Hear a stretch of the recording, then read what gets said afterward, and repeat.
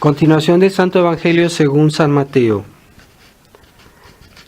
En aquel tiempo dijo Jesús a sus discípulos: semejante es el reino de los cielos a un hombre que sembró buena semilla en su campo.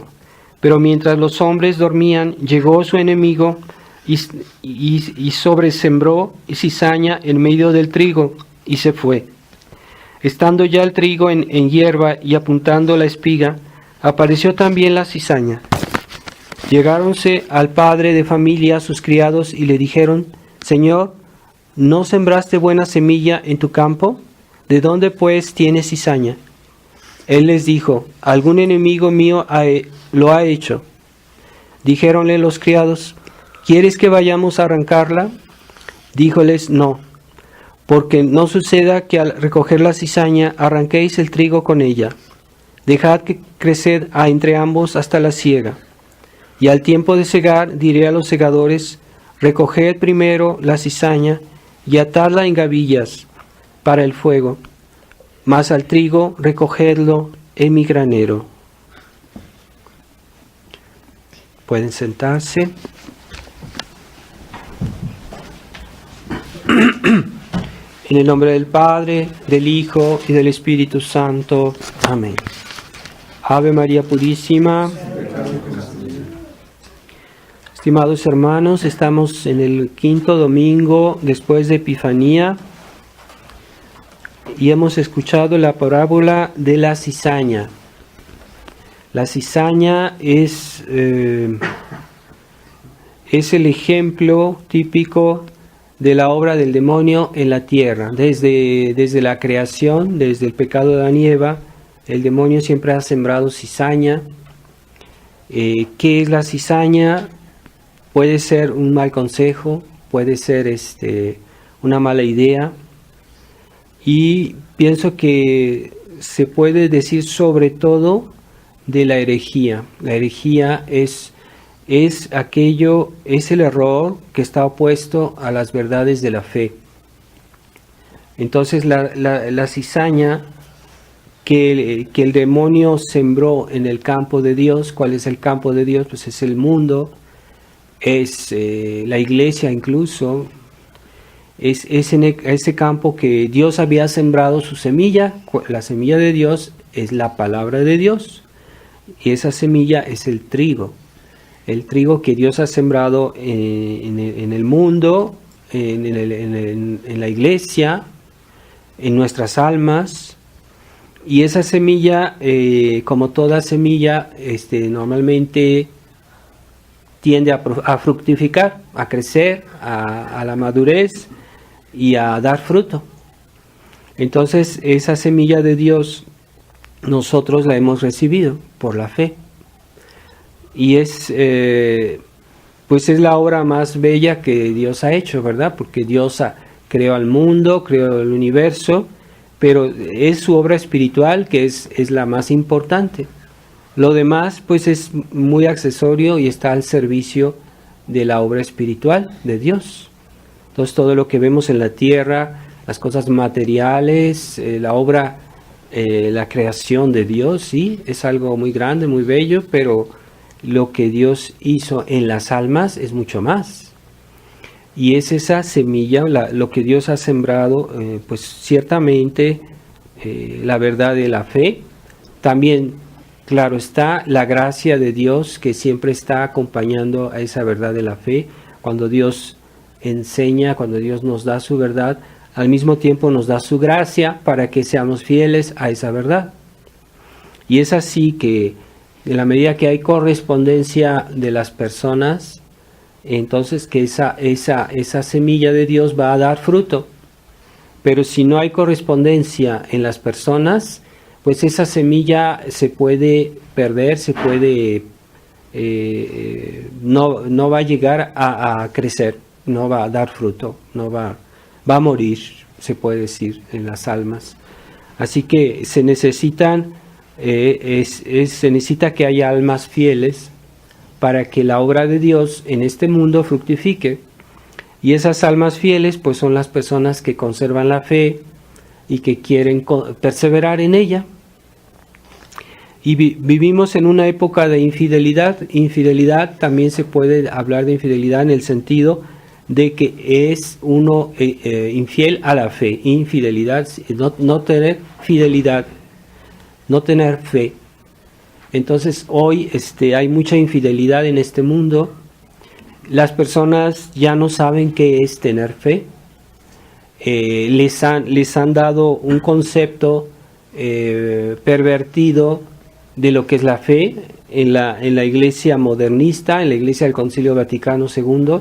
A la gente se le ha hecho creer que la fe es un sentimiento, que la fe es un cierto entusiasmo, pero no, la fe es un asentimiento de la razón, de la inteligencia a las verdades reveladas por Dios, pero con la ayuda de la gracia, porque nosotros por nuestra propia inteligencia no podemos comprender gran cosa, no podemos aprovechar de la fe si no tenemos con el mismo tiempo la gracia de Dios, y Dios no se la niega a nadie, esta gracia. Simplemente lo que Dios espera es la correspondencia de las personas, la fidelidad a esa gracia, porque en la medida que una persona es infiel o está postergando las gracias de Dios, en esa medida también poco a poco va perdiendo la gracia de Dios, y llega un momento en que se vuelve insensible a la verdad de Dios, a la verdad del Evangelio, a la verdad revelada, a las enseñanzas de Dios. Se vuelve insensible porque ha hecho muchos pecados de infidelidad. Eso puede pasarle a cualquiera, ¿verdad? Todos, cuando alguien decide que su vida no va a corresponder completamente a la enseñanza de Dios, a veces ya está siendo infiel a la gracia, a la fe. Por ejemplo, aunque pongamos a alguien que es católico, pero decide que va a ser católico de convicción, pero que en su vida va a vivir como un mundano, que va a vivir en el pecado, que va a comportarse mal. Entonces ahí ya hay una infidelidad, porque no está haciendo todo lo que Dios enseña. No está negando la fe, no la está pervirtiendo, pero decide que no la va a poner en ejecución en su vida. Y eso ya en cierta manera está poniendo trabas a que esa semilla dé fruto en su vida, en su alma, en la iglesia. Entonces esa infidelidad puede pasarle mucho a los católicos tibios que no quieren darse enteramente a Dios. Y hoy en nuestra época es la inmensa mayoría de los católicos que viven en esa tibieza, que dicen creyente pero no practicante, que ese es un absurdo, ¿no? Pero sí, muchos dicen eso, yo soy católico pero no practico.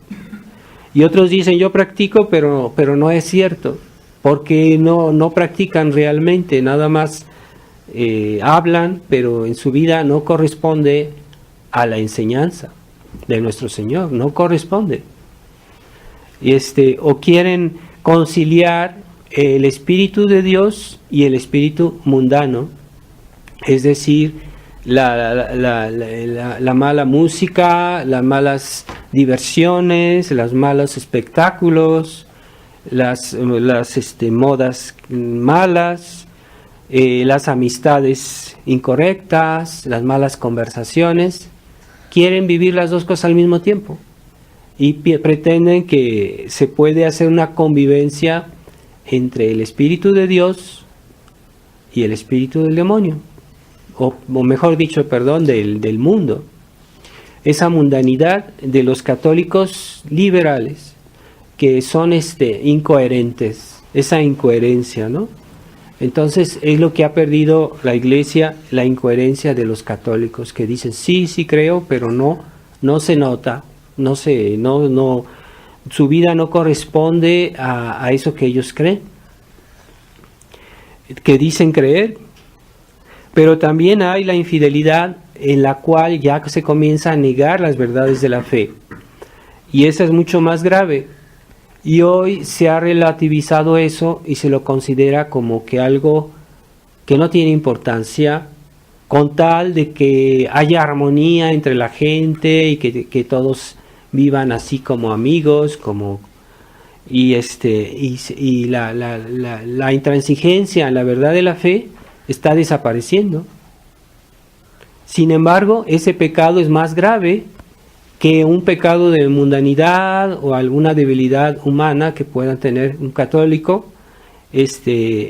Sí, son pecados también, incluso graves, pero no tienen comparación con el pecado de infidelidad, con la negación de la fe. Entonces hoy se habla de que hay que ser tolerantes y que todos tienen su opinión y que fulanito tiene su opinión y que yo respeto su opinión.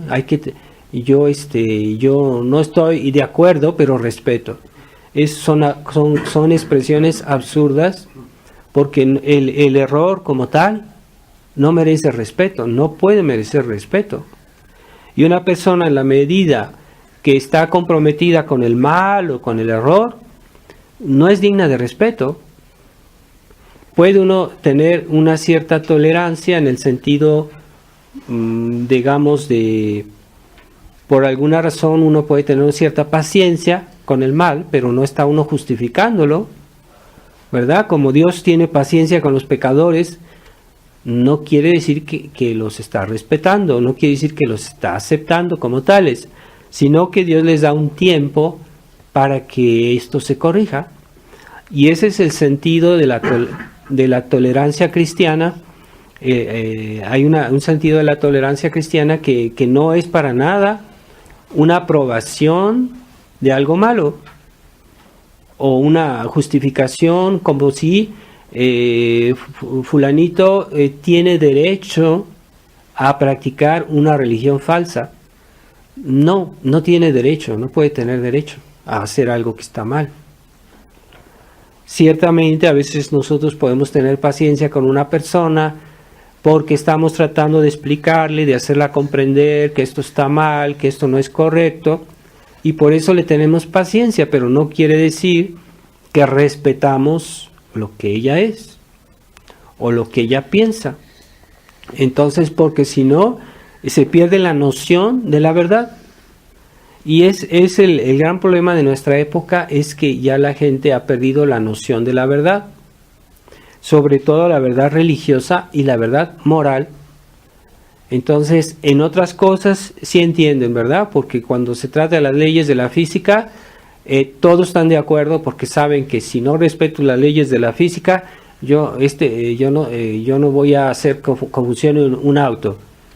Todos saben que hay que respetar las leyes de la física y todos lo hacen porque saben muy bien que no funciona si no se respetan las leyes de la física.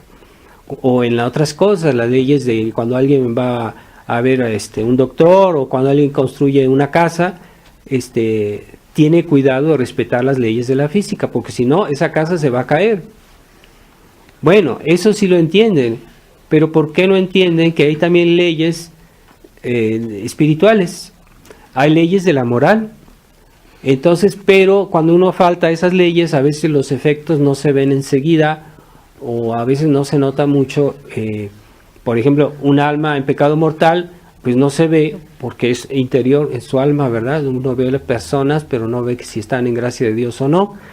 Pero es mucho más funesto un alma que está en pecado mortal que cualquier calamidad.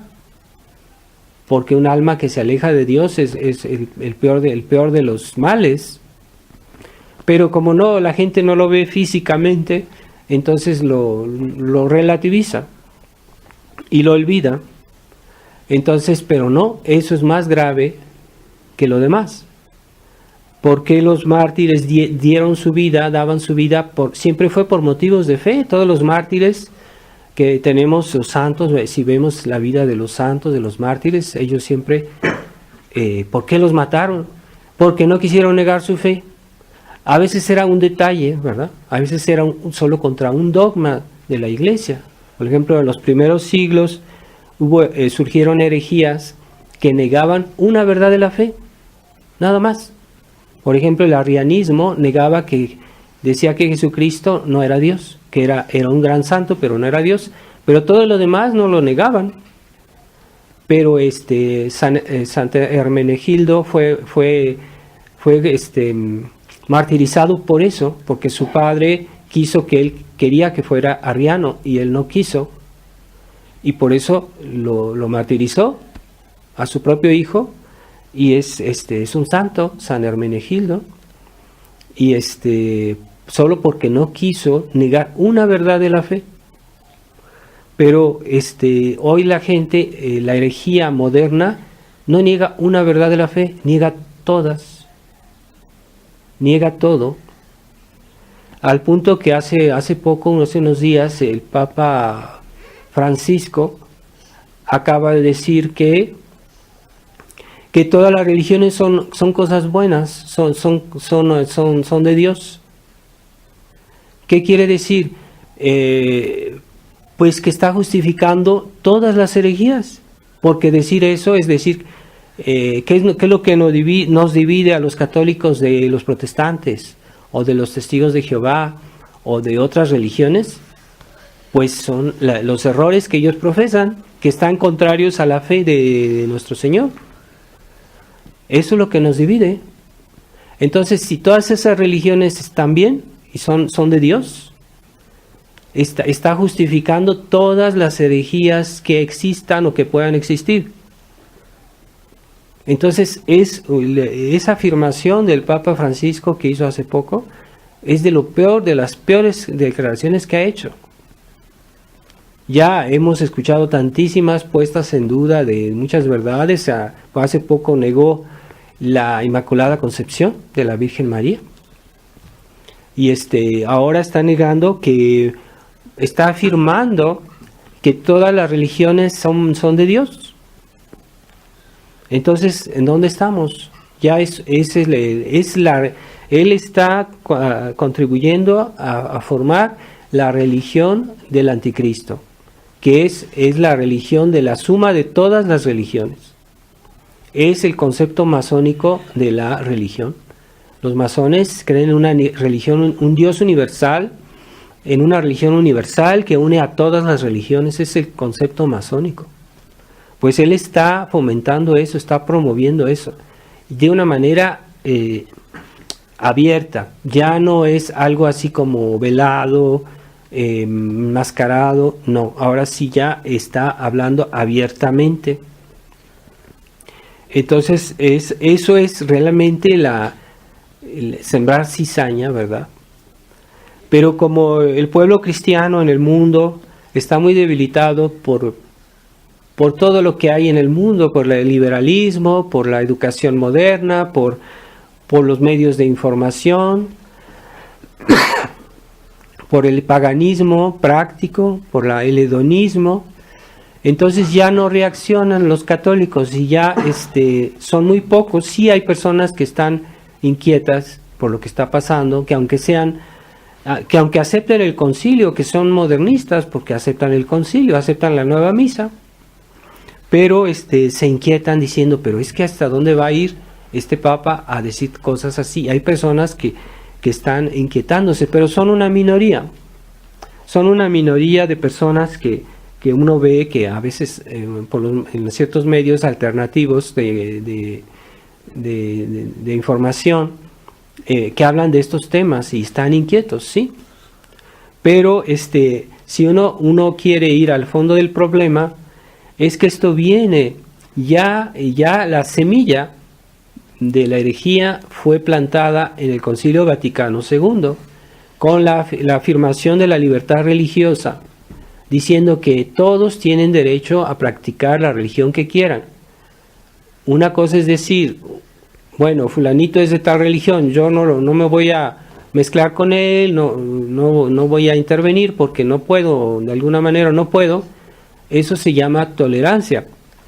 Pero si yo le doy a esa persona el derecho en la ley, en la Constitución, en las leyes, entonces ya le estoy dando, lo estoy justificando, estoy diciendo tú tienes el derecho. Quiere decir que tú puedes, no solo, no es que estés tolerado, es que tú tienes el derecho, tú haces algo, como si haces algo bueno. Y eso ya es lo que se dice explícitamente en el documento de la libertad religiosa del Concilio Vaticano II.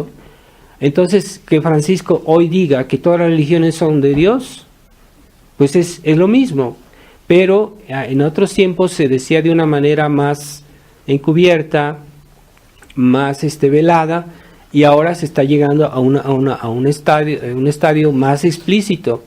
Hoy ya no se dicen las herejías de una manera velada, ya se están diciendo abiertamente. Y este Papa cada día nos extraña con sus declaraciones, todas, muchas inquietantes, ¿verdad?, sobre puntos clave de nuestra fe, siempre. Entonces, realmente esto está llegando a una situación cada día peor en la Iglesia, y lo que nos extraña es la indolencia de los católicos, esa apatía de ver que la Iglesia es humillada, la Iglesia es nuestro Señor, la verdad de Dios es insultada, y nadie se inquieta realmente. Ya se acostumbraron, ya les parece bien que el Papa sea muy amable, esté bien con todos, es un Papa simpático que está negando la fe. Eso no es nada simpático, pero para alguien que ya no tiene noción de lo que es la fe, pues no significa nada que diga herejías. Entonces, nuestro Señor dice aquí en el Evangelio, sus obreros dicen, vamos a arrancar la cizaña. Y nuestro Señor les dice, no, porque tal vez arrancando la cizaña vas a arrancar también el trigo. Entonces, a veces Dios tiene paciencia con los malos, porque si no quiere escandalizar a los buenos. Si Dios hiciera justicia a los malos, tal vez los buenos no lo entenderían, no comprenderían bien por qué, y por eso Dios tiene paciencia con todos. Pero al fin, o sea, cuando sea el fin del mundo, Dios va a ordenar a todos, va a separar los buenos de los malos, y los malos irán al fuego del infierno y los buenos irán al cielo. Entonces, en esta vida crece la cizaña y el trigo juntos. El mal en esta vida está presente. A veces, incluso en nuestra propia persona, también tenemos tendencias al pecado, porque somos hijos de Eva, y aunque seamos creyentes, aunque amemos a Dios, pues puede ser que no todo en nosotros sea perfecto. Esa cizaña es lo que sembró el demonio, es lo que sembró el pecado original. Pero debemos tratar de luchar y prevalecer, que nuestra fe prevalezca en nuestra vida. Y así también a Dios le da a todos la oportunidad, porque Él nos da sus gracias y nos da tiempo. Entonces, así no podrían decir el día del juicio, Señor, pues no me diste tiempo, no tuve manera de hacerlo, no tuve oportunidad. No, es que Dios nos da tiempo y nos da sus gracias a medida de que pasan los días de nuestra vida, y si nosotros somos fieles a esas gracias, con el tiempo esas gracias deberían dar su fruto. Entonces cada quien construye lo que se merece, y tiene toda su vida, tiene mucho tiempo para poner en obra. Ciertamente, pues todos tenemos, no es fácil, ¿verdad? Pero por eso Dios nos da tiempo para poder corregir, para poder mejorar, para poder reflexionar, para poder hacer esfuerzos a pesar de nuestra fragilidad, de nuestra debilidad, de nuestra maldad. Tenemos el tiempo. Entonces, si crece la cizaña, es porque le hemos dado la oportunidad. Y si crece el trigo, es porque hemos hecho esfuerzos hemos tratado de santificarnos, pero cada quien cosechará aquello que merece. Y nadie podrá decirle a nuestro Señor, no tuve la oportunidad. Entonces, por eso Dios nos da a todos la oportunidad. Y el drama es cuando los católicos se endurecen, reciben gracias y las posponen. Y dicen después, mañana, y así se la pasan toda la vida, esperando que Dios haga algo que ellos deberían hacer. Y ahí está el drama de aquellos católicos que no tienen obras, sí tienen palabras, incluso convicciones, ¿verdad? Pero no tienen obras. Entonces, el fruto se dará naturalmente. Nuestro Señor dice a los obreros, no toquen la cizaña, no toquen, llegará el día de la siega y ahí se dará a cada quien el fruto de lo que él ha hecho. Entonces, naturalmente, en nuestra vida da testimonio de lo que nosotros amamos, nosotros creemos. Nuestra vida da testimonio de lo que nosotros amamos. Le hicieron una vez una pregunta a Santa Juana de Arco, que porque ella daba su vida por sus convicciones. Ella dijo, sí, todos dan su vida por algo. Los malos dan su vida por sus diversiones, por sus pecados, pero toda su vida se la pasan haciendo eso. Quiere decir que han dado su vida por eso. Entonces, los que cada quien dedica su vida a aquello que él ama, que considera importante. Algunos a la comodidad, a otros el placer, cada quien, ¿verdad? Porque hace aquello que ama, aquello que cree. Y naturalmente es así. Su vida es un reflejo de aquello que él es o lo que él piensa. Entonces, buenos y malos y todos es igual en ese sentido. Pero esa vida es lo que va a ser recompensado o castigado. Entonces no hay que hacernos ilusiones y decir, la situación está mal, vamos a esperar a ver qué Dios va a hacer, Dios que haga algo. Y están esperando que Dios arregle sus problemas personales cuando hay cosas que Dios quiere que nosotros hagamos. Y no se deciden. Ese es un problema muy grande. Puede ser que personas viven y mueren así. Y como vivimos en un mundo relativista, hoy se considera buena una persona cuando uno es una persona que es amable con los demás, que no es fanática, como dicen, no tiene convicciones, que está bien con todos y que no le hace mal a nadie. Pero ese no es lo que Dios piensa. Dios no ve las cosas así.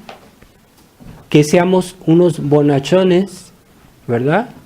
Como este Papa Francisco, que tiene toda parece una persona bonachona, pero nos está insultando cuando nos dice que la Virgen no es inmaculada. ¿Quién aguanta que un amigo así muy amable venga y le diga o insultos sobre su mamá? ¿Verdad? Pues es lo mismo. Nos está, con toda la bonachonería del mundo, nos está insultando, nos está destruyendo nuestra fe, está destruyendo la fe del corazón de los cristianos. Y nadie dice nada. Entonces, ¿dónde estamos? Todos estos pecados, todos estos impiedades son presagio de cosas muy graves. Yo pienso que eso no quedará ahí. Dios castiga todo eso. Las cosas tienden a agravarse. Vemos que en el mundo, incluso políticamente, las cosas van muy mal. Puede ser que tengamos una gran guerra mundial. Es muy probable. Rusia y y los países aliados a Estados Unidos están amasando muchísimas armas y ejércitos junto a sus fronteras. ¿Qué va a pasar? No lo sabemos. Pero la Virgen en Fátima dijo que si el mundo no se convertía, iban a venir peores castigos. Y yo pienso que estamos cerca de eso. Pero si Dios no acorta estos tiempos, pues yo pienso que la fe va a desaparecer de este mundo. Y cuando uno ve que incluso los tradicionalistas ya tienen un lenguaje de compromiso, de falsa tolerancia a la iglesia moderna, estamos mal puestos, porque ya estamos pactizando con el mal. El silencio, ¿verdad? Por ejemplo, estas declaraciones que hace el Papa Francisco, cuando uno lee los medios de comunicación en la Fraternidad San Pío X, ya no se hace alusión a eso. No se informa a los fieles, no se les explica el peligro. Solo quieren a todo precio hacer un acuerdo con la Roma modernista, con nuestros enemigos, porque ellos son nuestros peores enemigos, aquellos que atentan contra nuestra fe. ¿Cómo quieren pactizar y colaborar con esa gente? No es posible. No va a quedar nada dentro de poco en la iglesia. Hay que ver que todas las familias que todavía se dicen católicas, ya los hijos no siguen. Ya los hijos no siguen a sus padres. Eso es común ahorita donde quiera. Ya hay una nueva generación de jóvenes que no tienen noción de nada. No tienen noción de nada, de valores cristianos, no tienen noción de nada. Todavía las generaciones antiguas son las que mantienen un cierto orden en las familias, en la sociedad, pero cuando desaparezcan esas generaciones, ya las nuevas generaciones no tienen formación, no tienen noción de lo que es ser cristiano. Se va a volver un caos este mundo. Y se nota, ¿verdad? Porque ya las nuevas generaciones no respetan la moral, hacen el aborto sin ningún problema. Todas esas modas de eutanasia y todas esas cosas abominables de este mundo moderno, pues ya todos le dan oído y dicen, sí, yo pienso que está bien, y casi todos están por cosas de ese tipo, que son contra naturaleza, que son contra la ley de Dios y la ley natural. Si ya no se comprende eso, entonces ¿qué se va a comprender? Cuando ven algo de Dios les da risa, dicen, qué gente ridícula que está rezando. No entienden, esa juventud ya no entiende el valor de la oración. Le parece algo que no tiene sentido. No ven la razón de rezar. ¿Para qué? Entonces, así se está degradando más y más la situación. Hay que pedirle mucho a Dios que en estas circunstancias nosotros no nos enfriemos, porque es lo que dice la Escritura. En esa época, a causa de la abundancia del pecado, se enfriará la caridad en muchos. Entonces no nos dejemos impresionar por lo que hace la gente, lo que pasa. Sí, está muy mal, pero eso que no haga que yo me enfríe en mi fe, en mis convicciones, y que yo adquiera esa mentalidad liberal, que es muy fácil. De alguna manera nos dejamos influenciar, y es muy típico las familias tradicionalistas, que se dicen tradicionalistas, educan a sus hijos a la moderna, y eso que dicen que son tradicionalistas, pero sí educan sus hijos a la moderna, con el estilo moderno. No es la educación tradicional. Pero no lo ven, no son capaces de ver la diferencia.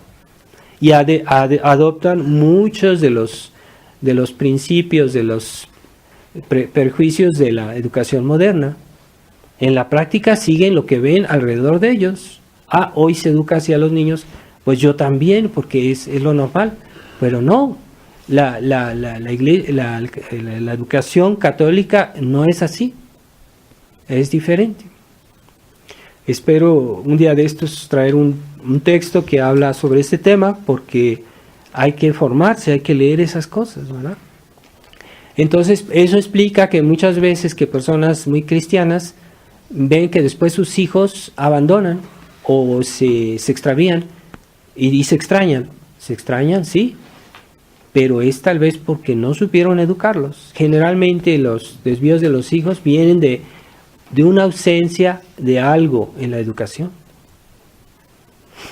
Entonces, realmente los papás supieron sembrar en el corazón de sus hijos la fe y quitar la cizaña, que es todas esas cosas modernas que son agresivas contra nuestra fe, ¿verdad? Hoy las nuevas tecnologías hay que usarlas con mucho cuidado porque son muy agresivas contra nuestra vida cristiana. No se puede dejar a un niño el uso de la computadora, de ir a internet en su cuarto a puerta cerrada. Si hubiera una necesidad, tiene que ser en un lugar visible donde estén los papás. Pero hoy cada quien tiene su aparato y hace lo que quiere. ¿Qué control tienen sus papás sobre eso? Nada. Entonces, y esa apertura al mundo que hoy es tan fácil, bien, pues es la que nos puede hacer mucho daño. Por eso se impone mucho vigilancia y oración. Como decía nuestro Señor, que dijo a los apóstoles, justo antes de que Él sufriera su pasión, dijo a los apóstoles, vigilad y orad para que no entréis en tentación. ¿Qué quiere decir? Si no rezan y si no están vigilantes a lo que pasa, y si no leen, si no se forman, si no reflexionan, van a caer en tentación. Jesús lo dijo. Y de hecho los apóstoles lo negaron, lo abandonaron. San Pedro lo negó 3 veces. Entonces, ¿y cuál es la advertencia de nuestro Señor? Justo antes de su pasión, pues Él rezó en el huerto de los olivos y 3 veces se levantó, 3 veces rezó y se levantó varias veces a decirle a los apóstoles, rezad y orad para que no caigas en tentación. Y ellos, como estaban tristes, se pusieron a dormir. Es una reacción muy humana, ¿verdad? Yo estoy triste, pues quiero olvidar mis penas, entonces voy a dormir, voy a divertirme, en lugar de rezar y orar.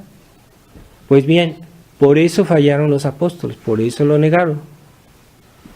Y nuestro Señor nos dice las cosas porque son así. Y si no rezamos y no vigilamos, también vamos a caer como ellos y como la gente que nos rodea. No hay que buscar por otro lado. Sí, bueno, hay que pedirle a Dios que arregle el problema de este mundo. Sí, pero no hay que dejarle a Dios lo que nosotros debemos hacer. Y esa mentalidad de todo fácil no es cristiana, ¿verdad? No es cristiana, todo fácil. Es lo que yo puedo hacer cómodamente, eso lo hago. Lo que no puedo hacer cómodamente, no lo hago. Porque ya no hay noción de lo que es la cruz. Y la cruz es aceptar cosas difíciles, duras, que hacen sufrir. Pero hoy si hay cristianos, católicos que uno les dice, para hacer esto tienes que hacer un sacrificio. No, eso no. Es que a mí no me pongas condiciones, no me pongas no me amenaces, no me pongas no me condiciones. Entonces no es así, no es lo que Dios piensa así, Dios no piensa así. Entonces todos los mártires no tuvieron que sufrir mucho por Dios, por su fe, y por eso son mártires, por eso son santos. Y en la medida que tendremos algo que sufrir por Dios, es en la medida que seremos más felices en el cielo. Todo lo bueno cuesta, ¿verdad? Todo lo que es bueno es difícil. Y sobre todo las virtudes cristianas, cuesta trabajo adquirirlas. Si uno quiere adquirir la virtud de paciencia, tiene que hacer actos de paciencia. Si no, no va a adquirir la virtud de paciencia. Es lo que enseñan los teólogos, que enseñan los santos. Si una persona quiere adquirir la virtud de fortaleza, tiene que hacer actos de fortaleza. No basta que ella tenga un conocimiento intelectual de lo que es la virtud de fortaleza para que ella tenga la fortaleza. Eso es la ilusión de muchos. Ya porque yo he leído lo que es la virtud, yo he leído libros espirituales y considero que por eso ya soy espiritual. No, las virtudes se adquieren por la repetición de actos, no se adquieren por el conocimiento, se adquieren por la repetición de actos. Si quiero adquirir la paciencia, tengo que hacer actos de paciencia. Si quiero adquirir la humildad, tengo que hacer actos de humildad. Si quiero adquirir la fortaleza, tengo que hacer actos de fortaleza. Si quiero tener una mayor fe, debo hacer muchos actos de fe. No basta decir, es que yo sé porque yo leí en un libro que dice esto y yo sé, entonces yo tengo la fe. Pues sí, puede tener la fe inicial en el sentido de que acepta eso, pero no es una fe confirmada, no es una fe profunda, no es una fe fuerte, porque no pone en obra su fe. Y entonces es una fe enclencle, que con cualquier cosa se va a derrumbar. Por eso cuando hay personas que le dicen, tú tienes que hacer un esfuerzo, no, eso no, o sea, no me vengas a crear problemas, no me vengas a exigir, yo tengo ya mis problemas, yo no quiero hacer esto. Entonces no quieren hacer esfuerzos. Entonces sin esfuerzos las virtudes no crecen. Es como físicamente, si una persona se queda sentada todo el día, toda la semana, todo el mes y no mueve sus brazos y sus pies, se le van a atrofiar los músculos. Es exactamente igual. Las virtudes cristianas, si no se practican, se atrofian y desaparecen. Y llega el momento en que esa persona se ve orillada a una tentación y cae. Y dicen, ¿por qué cayó? Pues quién sabe. No, cayó porque no practicaba su vida cristiana, porque no rezaba, porque no hacía sacrificios, porque no hacía actos de abnegación, y por eso cayó. No es casualidad. Nada pasa por casualidad en este mundo, nada pasa por casualidad. Entonces, el concepto moderno de la vida es que no hay que hacer esfuerzos, todo sin esfuerzos. Y es lo que se les inculca a los niños. Ay, pobrecito, ¿cómo lo voy a poner a ayudar a lavar los platos? ¿Cómo lo voy a poner a hacer esto? Es un niño, déjalo que se divierta, que haga lo que le gusta, lo que le encanta. No lo regañes, no lo molestes. Y entonces ese niño no tiene virtudes.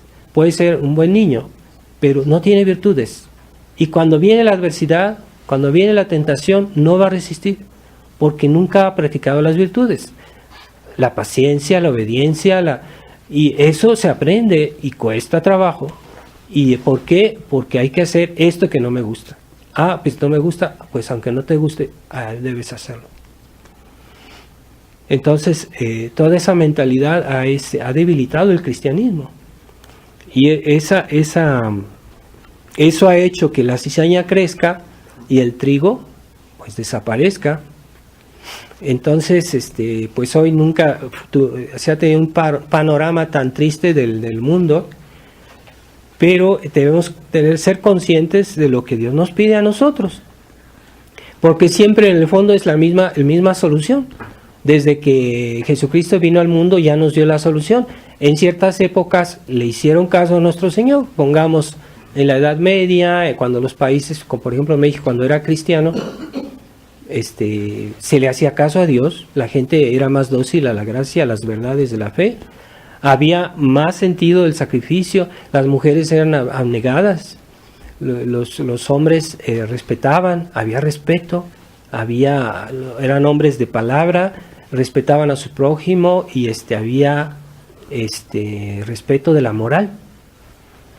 Aquellos que iban contra la moral eran despreciados, eran perseguidos, pero eso es justo, porque esa gente que tiene costumbres perversas quiere que todos sean como ellos. Y si esas personas son respetadas, ¿verdad?, como dicen hoy, pues van a tratar de difundir sus vicios a los demás, y de hecho así pasa. Y más les dan permiso, más insolentes son. Y para exponerse, exponer aquello que debería ser el motivo de su vergüenza. Pero ya no hay vergüenza. Entonces, pues reflexionemos, ¿verdad?, sobre este sentido de lo que Dios ha sembrado en nosotros y cultivemos, seamos conscientes, ¿verdad? Dios quiere que colaboremos en su obra, no se hacen solas las cosas, Dios quiere que colaboremos en su obra. ¿Qué nos falta a nosotros? ¿Digo acaso mi rosario todos los días? ¿Vivo en gracia de Dios? ¿O no me confieso? ¿Paso mucho tiempo viendo cosas tontas en el internet? ¿Cosas malas? ¿O me gusta ir a espectáculos que no son bien? Bueno, nosotros podemos cada quien hacer su examen de conciencia y decir, bueno, ¿dónde estoy? Y si todo no va bien en nuestra vida, si Dios no nos bendice, a lo mejor es porque algo no le gusta a Dios de nosotros. No nos ayuda, porque no lo merecemos, tal vez, o parcialmente. Bueno, entonces, pero esta parábola da la llave de la solución a muchos problemas. Lo que pasa es que no reflexionamos y no tratamos de ver, ¿verdad?, qué quiere decirnos nuestro Señor. Pero en pocas palabras Él nos dice mucho. Entonces vamos a pedirle a Dios en esta misa que particularmente que ya cese esta crisis de la iglesia, que Dios haga algo, porque nosotros haciendo nuestra parte, ¿verdad?, ¿qué es lo que nos pidió el cielo? Que recemos el rosario. La Virgen de Fátima nos pidió que recemos el rosario, que nos convirtamos. ¿Qué quiere decir? Que nos portemos bien, que corrijamos todo aquello en nuestra vida que no corresponde a nuestra fe. Esa es nuestra parte. Y también después pidamos, recemos en el rosario por la conversión del mundo, recemos y vigilemos y recemos, ¿verdad?, como nuestro Señor nos pidió. No basta venir a misa, hay que leer, hay que formarse, porque hoy el mundo se ha vuelto tan complejo, tan difícil comprender lo que está pasando en este mundo, que si uno no lee, no lo va a entender. Necesita uno leer. Entonces lean buenas cosas para formarse, para tomar conciencia de lo que pasa, y así Dios nos puede ayudar más fácil, porque somos conscientes de qué manera Dios nos quiere ayudar. Así que Dios no puede ayudar a alguien que no sabe dejarse ayudar. Así que vamos a pedirle en esta misa a Nuestra Señora, Corazón Inmaculado de María. Es la devoción que es la salvación del mundo, como dijo la Virgen en Fátima. Esa devoción Dios nos la da como último recurso. ¿Por qué tiene tanta importancia la devoción al Corazón Inmaculado de María? Porque es el modelo de toda fidelidad a Dios. Fidelidad, fe en la enseñanza de Dios y fidelidad en la vida, en los actos. Sin amar nada fuera de lo que Dios es o lo que Dios manda. Es el gran modelo que Dios nos da en nuestra época, Corazón de María. Pues tengamos una devoción especial al Corazón Inmaculado, y si no entendemos esta devoción, pidamos que Dios nos la haga entender, porque por algo Dios no la quiso que se instaurara esta devoción en nuestra época. Yo creo que son muy pocos los que realmente tratan de profundizar esta devoción, así que no sea nuestro caso. Ave María Purísima, que